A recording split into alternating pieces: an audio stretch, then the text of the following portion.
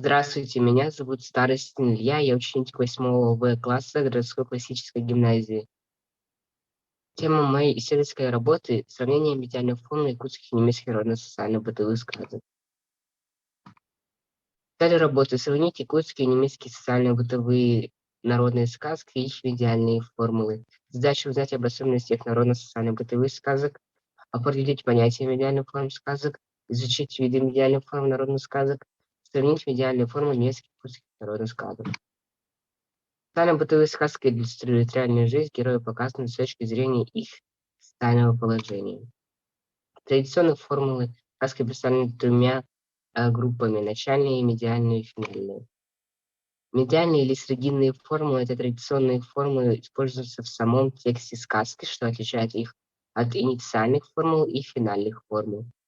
Виды медиальных формул: первый вид — внешние медиальные формулы, второй — внутренние медиальные формулы. В результате анализа прочитанных народно-социально-бытовых сказок немецких и якутских языков показали, что в каждом присутствуют медиальные формулы. Наиболее наиболее широко представлены формулы, описывающие действия сказочных персонажей. Формулы, определяющие образ сказочных персонажей в социально-бытовых сказках. Мы нашли формулы, определяющие характер героев. Характерная особенность якутских и немецких социально-бытовых сказок состоит в том, что в них отсутствуют магические формулы.